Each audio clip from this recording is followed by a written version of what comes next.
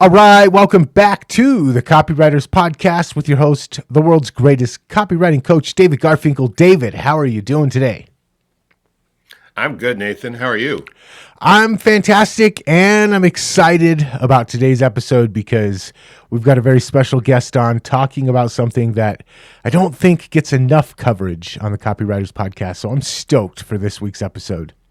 When I first heard what you're going to hear today, I really didn't believe it was possible that AI could crank out compelling copy in a conversational, persuasive voice.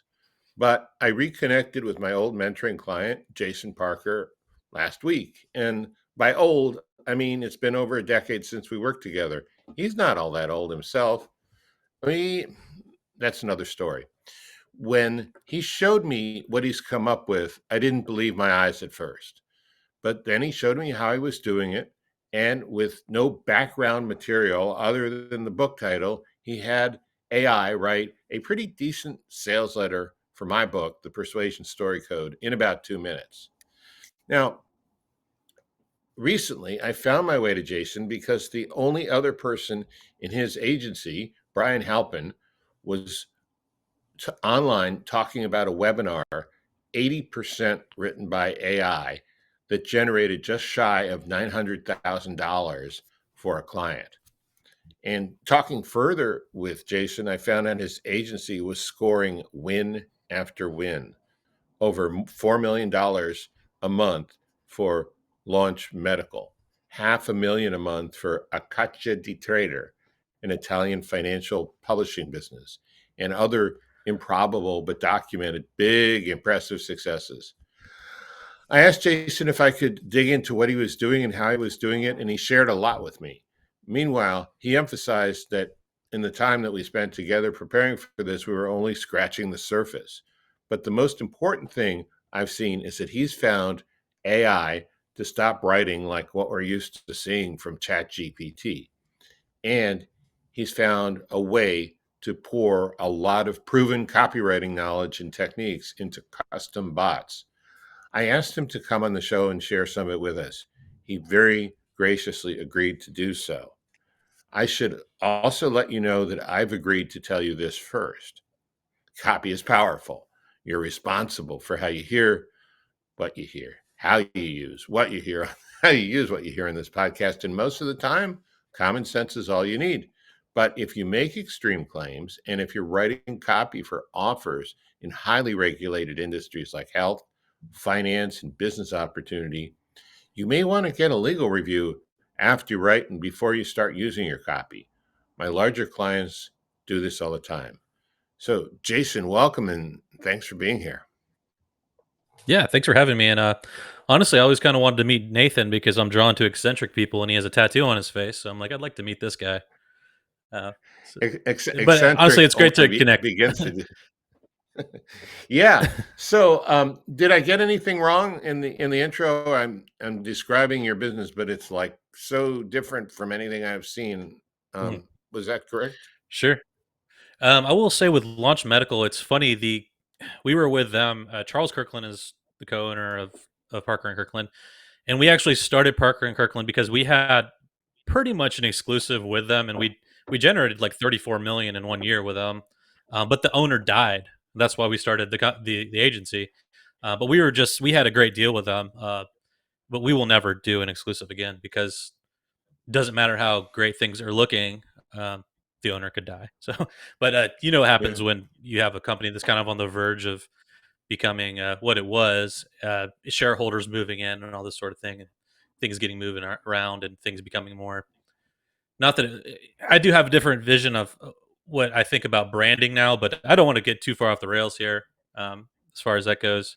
But yeah, Brian was talking to you about the webinar that did 945 sales for 900 at $997 a piece, so close to a million.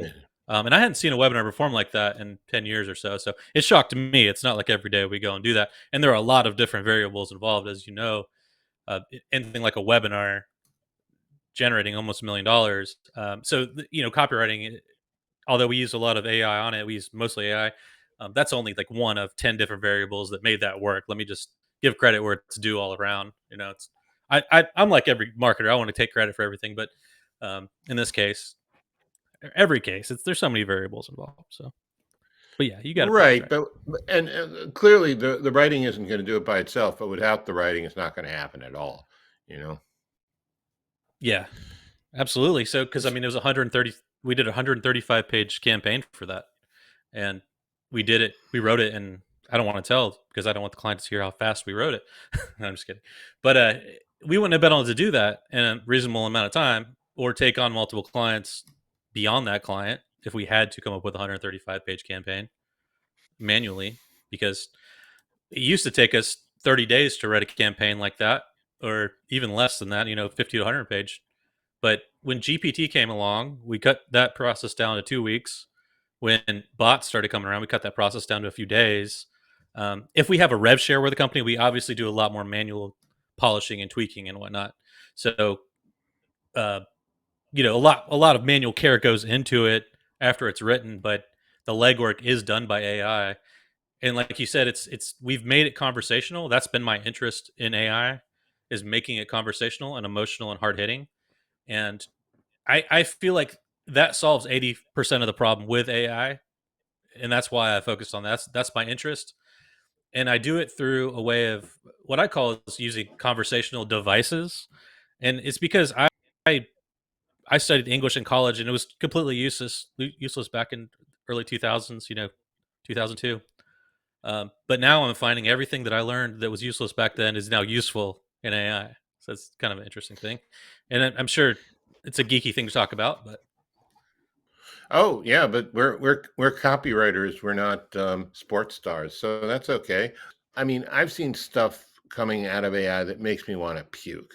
And you seem to have found a way with your conversational devices to cut all of the crap out of the output.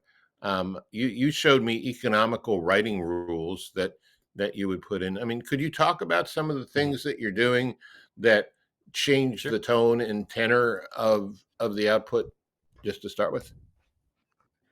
Yeah, and the thing is you can get as granular as you want on this, and this is what I was talking about, and it's related to exactly what you're saying. How I was talking about everything that you learned in college is now relevant. So, like, get down to the parts of speech, like verbs and nouns. Some nouns and some verbs are obviously more vivid than others. Some are more abstract. I'm sure you've heard of like the ladder of abstraction, where you have a concrete word over here on this side of the ladder, and then over here you have more abstract words, so concrete versus abstract. Obviously conversational wordage is more on the concrete side. So instead of doing what everyone else does in programs, or prompts AI to give you just tell it, write as you're the greatest copywriter in the world, that sort of thing, I get very granular with it because I'm programming it to write very vivid and concrete words down to the parts of speech. So I'm literally telling it down to the parts of speech, and the devices we're using too. I mean, beyond that, beyond the ladder of abstraction, um, there are a lot of devices like such as analogies, euphemisms, and there's idioms and hyperbole. All these devices that you hear about that are actually conversational translate really well into AI, but you have to understand what that is, and it goes all the way back to the stuff you never thought was. Yeah, they never thought was relevant back in the day when you're in college or even in Yeah, high school. Like, you're learning this stuff in high school. yeah, we had a guy on the podcast. I know him. I can't think of his name right now. A great guy, and he wrote this document. It's kind of secret. It's floating around the internet. It's called Corn Pone, and it's basically a collection of all the phrases and words that Gary Halbert used. Um, Huh. and that's kind of what you're talking about, right? I mean, you're because yeah, ladder of abstraction seems kind of pointless until the rubber meets the road, and you've got to create something that's going to connect with someone in a single sentence, Mhm. and then you know that something that creates a sensory response or an emotional Yes. response or a visualization is going to work a lot better. That something that is kind of like mental chess about one idea, recursive to another, and all that kind of stuff. Yeah. Um, which Absolutely. might work well when you're teaching computer programming architecture or something like that, but doesn't work too well when you have one human trying to communicate persuasively with another. Yeah. It does. It seems useless until AI came along, and I can tell you that's what made the difference. And it's kind of weird. It's almost like I was born for this period of time in particular. I fell naturally into it Hmm. because of my background in English and literature, and being a writer my whole life. And like when I studied under you, I was I was in my 20s when I studied under you, Yeah. and I've always loved copywriting. But that was my way of learning how to make a living with writing because I've always just been a writer. And but now it's like I'm able to take the things that I thought were useless and use them. But that's where people I think go wrong in this, if they are attempting to make something conversational, is that they're not getting granular enough with it. And the AI understands these rules down to what a verb is, and down to the parts of speech, down to different types of phrases and literary devices. It knows what those things are, but you have to know what they are in order to program them in. So that's where gets tricky. You have to just be a dweeb like us to do it. That's the problem. But Yes, well, dweebs create the world, and then the normies take credit for it. I don't know. When just in terms of these rules, I mean, most people might write a prompt with, 5 or 6 rules, right? You told Mhm, me, I think that some of you have like 100 pages of rules or something like that. mhm. Yeah. So I've came up with this concept because I came up with it because I don't know if I'm okay with plugging John Benson's thing, but it will seem like I'm plugging. But I work on Benson with him, Benson AI, BNSN. So that's one thing I do. But one thing I Hmm. was brought in to do was make that conversational, and it was already conversation. It's already brilliant. I mean, it's all based on his work and millions and millions of dollars, and it's really like his work it's John basically programmed into to Benson AI is what it is. So we're Hmm. working on his frameworks and whatnot. But I was brought in pretty much because I'm able to manipulate things down to that granular level in terms of what is conversational or not. I came up with this concept of prompt chunking. So I basically what you're referring to with that document is a bunch of chunks of prompts. So I have AI that I've created that create chunks of prompts that can be assembled in different ways, so that we can build a prompt very fast, or we could tweak a prompt very fast. But essentially, it's a library of conversational devices, but in prompt chunk form. So that means that there are rules and they are examples. Um, but they're in chunks of rules and examples, if that makes sense. So that I can go through the Yeah. library of them. If I'm building something, copy and paste it in. I can make something more conversational here or there. I can say, oh, this needs to be more economical. I can copy and paste in a prompt chunk that is just telling, writing to be more brief in general. Like that's one way to do it. But you can get very granular with it, where you have prompt chunks that are talking about the parts of speech, talking about various types of phrasing. But AI is very smart at creating these chunks to begin with. But what you saw was like a library of them that I've created for. That was actually for like my own personal library that I use.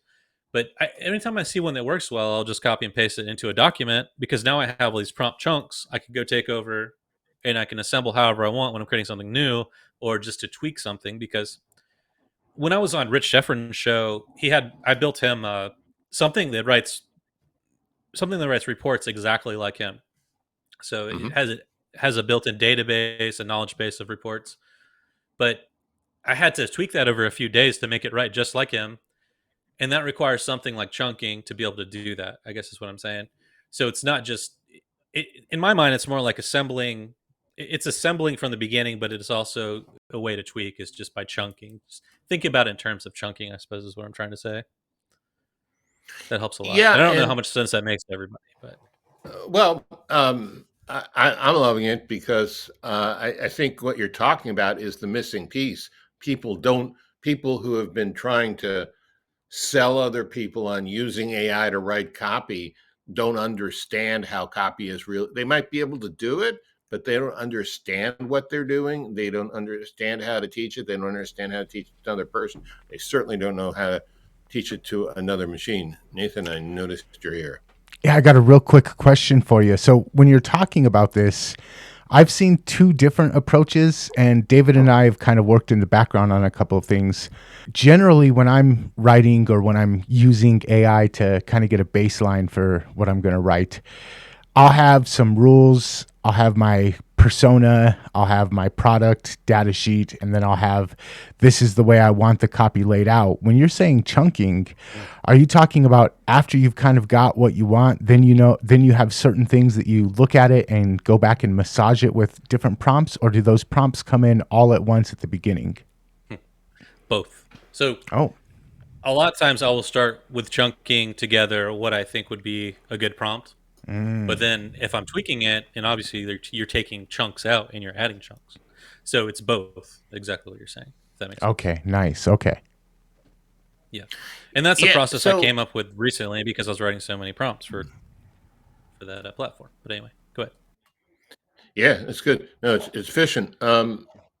One thing you had said when we first started talking that makes more sense to me now than it did at the time is you could actually take a book like Gene Schwartz's Brilliance Breakthrough and create a whole grammar Hmm. out of it, which if you could do and you could get um, get AI to write using those principles, I think that's next Hmm. level. I think you could be writing speeches for people at the UN. I mean, just just because of the power of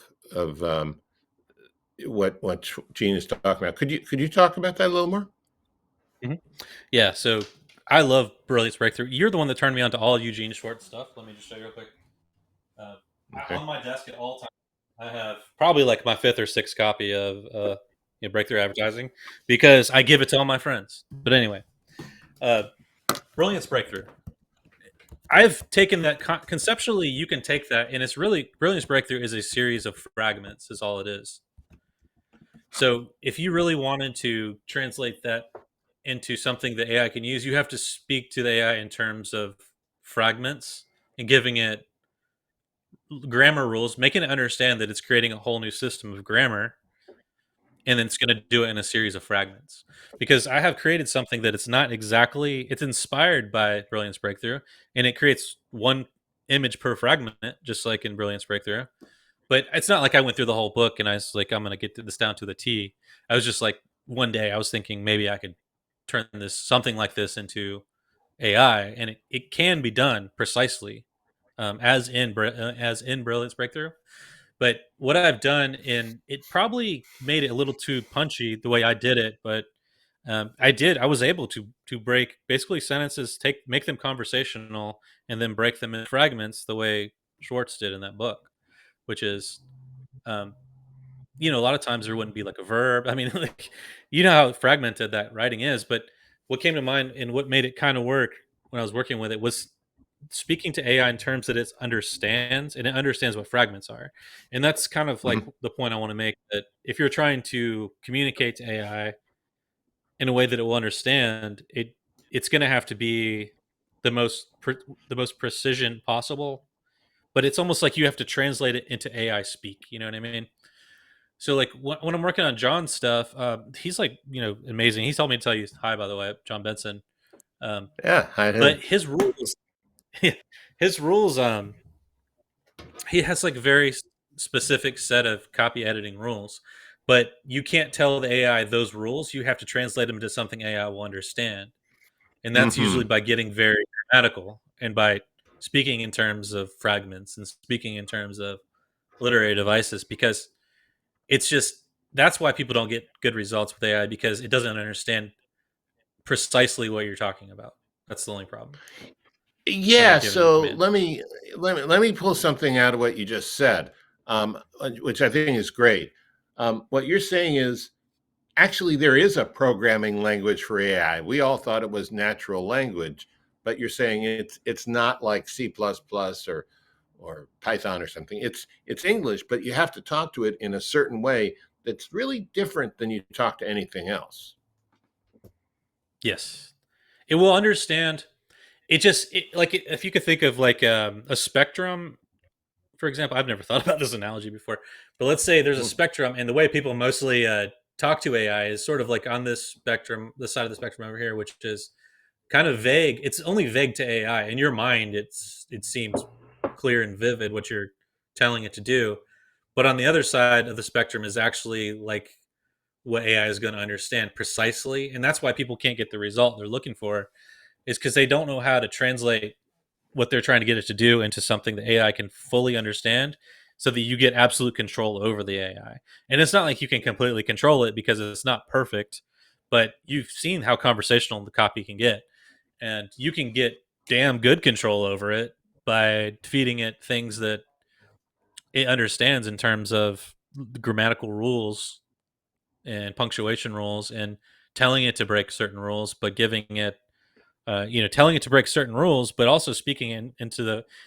it in those terms as well. And I don't think there's many people, like, honestly, if you're an English major, you should probably go into AI. Like, that's what I think. That's how revolutionary I think this approach is to it. You should just quit school and go into AI because You mean that's what you it will mean understand. if you're an English major, you shouldn't aspire to be an English professor so you can be locked out of your building by angry students? Exactly. Yeah. Well, I mean, I don't know. we're we're I'm just we're bullshitting. I have no idea. Go ahead. no, no, I totally agree with you. I'm teasing. I mean, the one thought that I had is I have always said that anyone using AI should kind of have an idea of what they want the output to look like before they start, and they should be able to communicate that, and then you know and then also they should be able to review what the AI has done and fix it. So there Mhm. AI works as an assistant that you need to guide and then correct, rather than as a genie in a bottle. But I think you're taking it to an even more precise level. You you need to program or instruct or set up rules for the AI at a much more knowledgeable, expert, and Mhm. granular level than I was thinking before. If you want, Yes. and if you do that, maybe you're not going to have to um, correct the output as much. But one way or the other, Mhm. there's going to have to be human knowledge at different points in the process, for at least in 2024 as we're speaking. Well, it's kind of interesting, Dave, because I think that you would be awesome at it. And I'll say, I know that because you used to coach me personally over a decade ago, and I remember your teachings. And one thing you had me do, and I'm not going to go into the proprietary stuff that I said I would never Mhm. tell anybody, and I never have to this day. But I know that Right. you had me lock in a certain number of rules about writing based on a certain book, and those are rules that I will always remember. But think about the way you teach people how to write copy, and it's through rules and examples. That's how you teach AI as well. I mean, it's kind of funny. It's like that, but the rules have to be grammatical. I mean, they don't I, always have to I, be. You can get a good output, but it's just like if you want consistent control over it, that's what you do. Yeah, I mean, I know our time is limited, but one other thing I saw you did is you gave AI great templates and structures that I think you put a considerable amount of thought and owning into, and that's one reason that it's able to produce such near finished copy. Yeah. Well, I'll tell you, that's a totally different approach than what we've been talking about this whole time. so uh, that's a more templated approach, which means Mhm. everything is completely templated out word for word. It's not very organic. It's not going to be a very organic output. Oh, oh, I didn't Everything realize so that. far we're Yeah. talking about, yeah. Well, it's just these are distinctions I've come up with myself. Like I But teach a would you class, use and I would you use all one this with stuff. the other? Would you You use all? could potentially do that. So a templated, I call it templated because it's highly templated in terms of you have, if you were going to put like a sales page into something, and I think this is what mainly people are doing who are selling AI programs, or they have, like they have a sentence and then they have places to fill in for the AI to fill in. Now that's more of like a templated approach. This whole time before this, we've been talking about more of a organic approach to get it to think beyond that, to dimensionalize things. I guess it's probably a good word. Dimensionalize Mm-hmm. things with its own thinking. I guess, if that makes sense. So it's just two different Yeah, approaches. Templated it versus. does. It's kind of like you're teaching AI to think like a copywriter, right? A little bit. That's how I came up with it. Yeah, that's how I. And I'm not sure like who else has cracked the code in terms of conversational copy, but that's the approach I took to do it. But I know Well, like John out there is freaking brilliant with there stuff. may But be other people, but to my mind, no one. I mean, yeah, I guess John has, but his is a highly templated approach, or was at least for a while, right? he is brilliant. Like, oh my gosh, John is so brilliant. Like, I was brought in to make it to do what I do on it, but the stuff he has is literally like it's scary how far ahead his program is, his platform is. But I came in to help it make just make it more conversational, even though it was pretty conversational and economical. But I don't know of anybody who has gone to the depths I have to control AI in terms I of being don't think that conversational. there might be someone, but I haven't heard of them. And it's interesting. I mean, you weren't resistant to coming on, but you haven't exactly been promoting this because you're running an agency. You're actually using it rather than Yeah. seeking guru status, which you could easily do if you wanted. I don't think that's what you want to do, but up to I you. teach a little class on it. It's literally less than 20 people, but like Pauline Longden's in it. You can ask her about it; she loves it. But there's some big names in Yeah. there that are learning, and it's normally business owners who want to come in and learn. But like I love the Benson's platform is awesome if you're like a copywriter, so that's a great place to go. But what I teach is like when people come in, it's people who really just want to fire the copywriters. And I'm sorry, guys, I'm sorry to say that. It's people who want to come in and they don't want to pay their copywriters anymore. And even people like Pauline, like she has a lot of copywriters under her. She would rather keep that money. I mean, who wouldn't? But it's not like that was my interest. I came up with it out of necessity from having an agency. I didn't want to have to hire a bunch of copywriters. It's not like I was this turbo AI nerd going into this stuff. It was the fact that I have Brian, and Brian's ex-Agora, and Brian's awesome. But I wanted it just to be me, Brian, and AI, and we have an awesome person named Kelly who's not a copywriter, but she's awesome, and then Charles is awesome. He's not a copywriter, he's okay at copy, but it's me and Brian plus AI instead of 10 copywriters. And I'm not sure if that's an accurate, complete assessment, but as we grew, I'm like, I just don't want to have a whole team under me. I have before, and I taught the AI to write like how I did the team that was working under me before. It's just kind of Hmm. interesting giving it rules and examples and stuff like that. So that's why I think you would be great at what I do, because you understand the distinctions in story and you understand distinctions and the very minute details that would make something conversational. I think you would be great at that personally. I mean, of anyone that I Well, know, you would be like I'm me. I'm I'm I'm interested, and I know you're super busy right now, but I will get in touch with you because I've been looking for someone who understands this, and clearly you do. And um, I don't know, Rich Sheffrin and John Benson and Pauline Lawton can't all be wrong. So there you go. I think it's so funny how that when you first started talking about this, I knew that you didn't believe me, and no one does, and that's why I had to send you that stuff. No one does. That's the thing, like because they just don't know what's No, happening, and how no, could I they mean, though? It's such a small I've world. been shit posting about AI, and I I had not gone 1/100th as deep as you had, but from what I'd seen, and then a friend would send me something, and I thought, oh God, this is like It's terrible. you know, this is like the first assignment from AWAI or something. I mean, it's just awful. Um, anyway, yeah. So someone wants to get in touch with you. Jason at parkerkirkland.com. So Jason at parkerkirkland.com. Or you can go to my site, parkerkirkland.com. But I'd rather you just email me. Like I'm really busy. I have a ton of clients and whatnot. And if you just don't contact me, I'll never hear from you. I really appreciate you coming on, man, sharing what you're doing with the listeners. David and I we tiptoe into AI. We don't cover it enough on the podcast.